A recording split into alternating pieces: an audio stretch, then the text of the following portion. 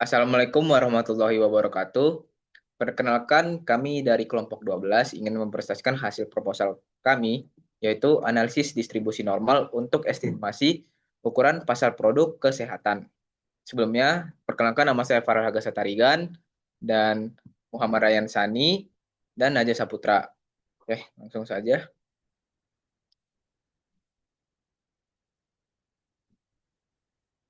Nah, latar belakang dari masalah yang kami angkat yaitu dalam pengambilan keputusan bisnis, khususnya pada industri kesehatan, ketidakpastian permintaan pasar menjadi tantangan utama yang perlu dianalisis secara kuantitatif. Teori peluang dan statistika, khususnya distribusi normal, banyak digunakan untuk memodelkan data biologis manusia seperti berat badan yang cenderung berdistribusi simetris di sekitar nilai rata-rata. Penelitian ini mengkaji pemanfaatan distribusi normal untuk mengestimasi ukuran pasar potensial produk weight gainer dan fat burner pada studi kasus PT Kencana dengan tujuan memberikan dasar perhitungan peluang yang objektif dan mendukung pengambilan keputusan strategis berbasis data. Nah, rumusan masalah yang pertama adalah bagaimana estimasi parameter distribusi normal berupa rata-rata dan simpangan baku dari data berat manusia berdasarkan data sampel. Yang kedua, berapa besar peluang atau estimasi ukuran pasar potensial untuk produk weight gainer pada segmen underweight. Yang ketiga, berapa besar peluang atau estimasi ukuran pasar potensial untuk produk fat burner pada segmen overweight. Nah, tujuan penelitian kami ini yaitu pertama, menentukan estimasi parameter distribusi normal berupa rata-rata dan simpangan baku berat badan manusia berdasarkan data sampel. Yang kedua, menghitung peluang estimasi ukuran pasar potensial untuk produk weight gainer pada segmen underweight. Yang ketiga, menghitung peluang atau estimasi ukuran pasar potensial untuk produk fat burner pada segmen overweight. Nah, distribusi yang kami pakai adalah distribusi normal, yaitu merupakan distribusi peluang kontinu yang banyak digunakan untuk memodelkan data biologis manusia, seperti berat badan yang cenderung menyebar secara simetris di sekitar nilai rata-rata. Distribusi ini memiliki bentuk seperti lonceng, bell curve, dan ditentukan oleh dua parameter yaitu rata-rata dan simpangan baku. Nah, pada penelitian ini, penggunaan distribusi normal didasarkan pada karakteristik data berat badan yang bersifat kontinu, memiliki pola sebaran simetris, serta telah memenuhi asumsi normalitas berdasarkan uji statistik. Dengan demikian, distribusi normal dipandang sesuai untuk mengestimasi peluang proporsi populasi pada kategori underweight dan overweight secara kuantitatif dan objektif.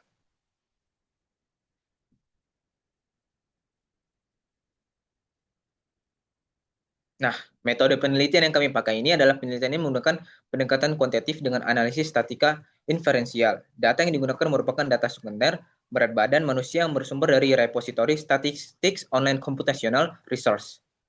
Dari populasi data yang tersedia dilakukan pengambilan sampel secara acak untuk dianalisis dan sampel kemudian diolah menggunakan perangkat lunak Python untuk memperoleh statistik deskriptif melalui uji normalitas serta menghitung peluang berdasarkan model distribusi normal. Nah, untuk metode penelitian dan cara kerjanya bisa dilanjutkan oleh Muhammad Ryan Sani.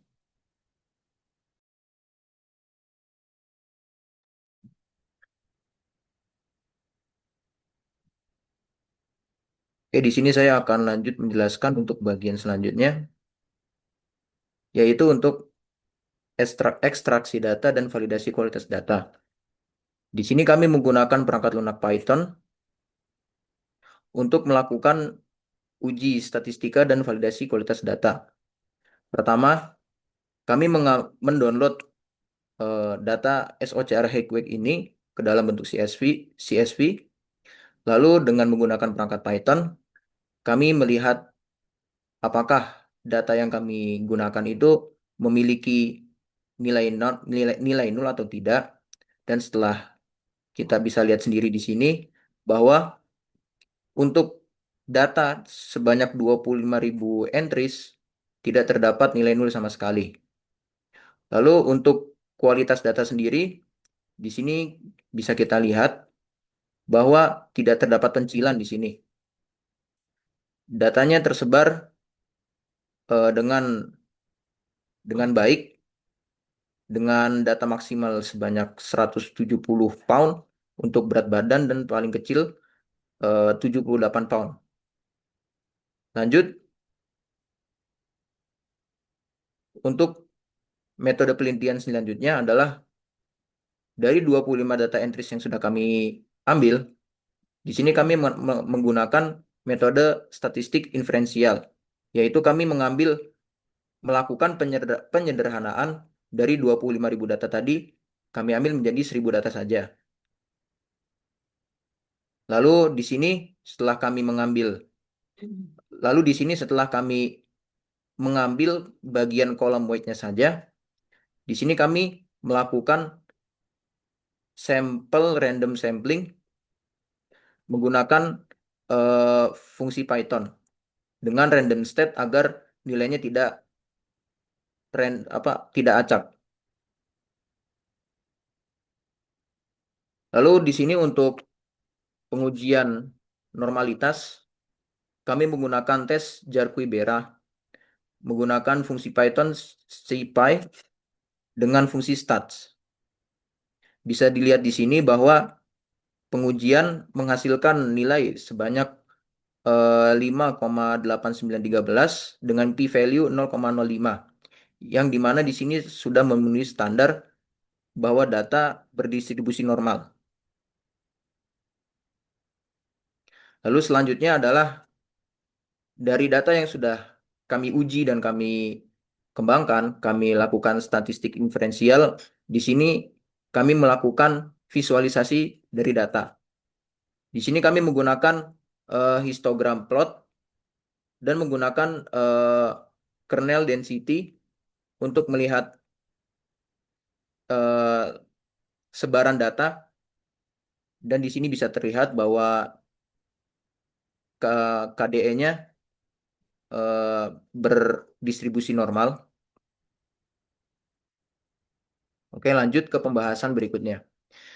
Di sini kami akan mendefinisikan parameter.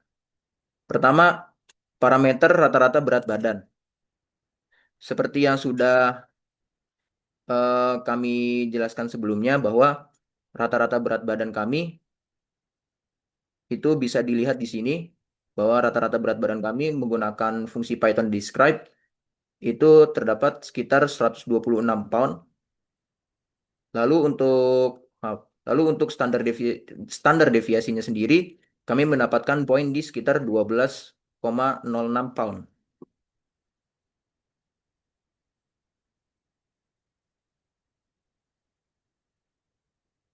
Lalu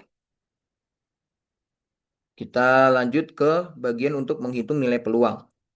Pertama, untuk menghitung nilai peluang untuk menjawab pertanyaan yang ada di perumusan masalah, pertama kami akan menentukan batas bawah dari distribusi normal kami, yaitu dengan rumus rata-rata dikurangi dengan simpangan baku yang menghasilkan nilai sekitar 114 pound, lalu menentukan batas atas dengan menjumlahkan nilai rata-rata dan simpangan baku yang menghasilkan nilai sekitar 138 pound. Lalu setelah mendapatkan semua hasil tersebut, di sini kami menggunakan fungsi untuk mencari peluang menggunakan rumus CDF, Cumulative Distribution Function. Dengan pertama kita mencari untuk dari batas bawahnya. Karena rumus dari CDF ini adalah mencari nilai paling kiri sampai dengan nilai yang kita tentukan, maka di sini kita mencari peluang dari distribusi normal paling kiri sampai dengan batas bawah yang sudah kita tentukan tadi dan mendapatkan hasil di 0,1587. Lalu selanjutnya untuk produk fat burner, di sini kami mencari nilai dari batas atas sampai dengan nilai distribusi normal paling kanan. Lalu karena fungsi dari CDF sendiri itu menghitung nilai dari paling kiri, maka di sini kami menggunakan rumus 1 dikurangi CDF agar yang tersisa hanya batas atasnya saja. Dan dihasilkan nilai sebesar 0,1587. Lalu yang terakhir adalah di sini menghitung min dan variansi. Untuk nilai min sendiri sebelumnya sudah disebutkan bahwa min yang kita dapatkan dari data yang sudah kita olah yaitu sebesar 126,9 pound. Dan untuk nilai variansi sendiri, di sini bisa kita dapatkan dari hasil standar deviasi yang dia kuadratkan, yaitu sekitar 145,8 pound.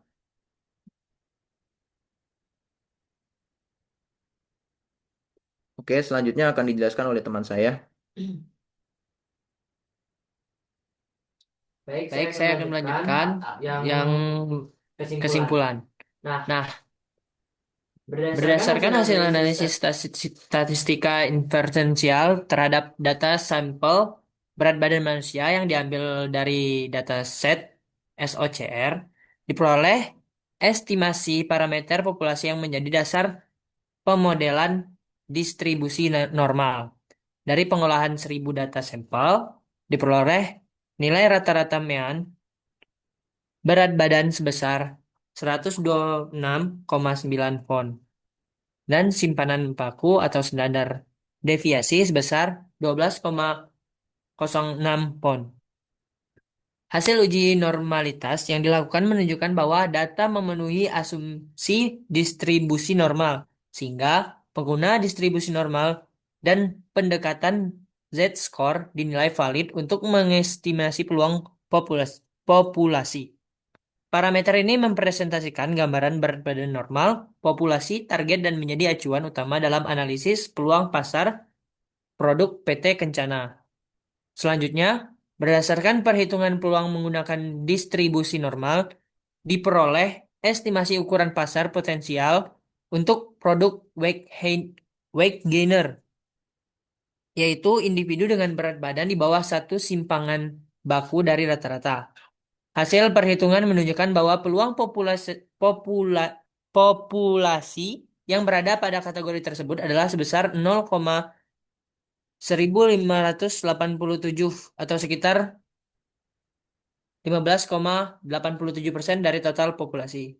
Persentase ini menggambarkan proporsi individu yang secara statistik berada pada kategori berat badan rendah atau underweight dan berpotensi menjadi target utama produk penambah berat badan. Selain itu, estimasi peluang pasar untuk produk fat burner juga diperoleh dengan menghitung peluang individu yang memiliki berat badan di atas satu simpanan baku dari rata-rata.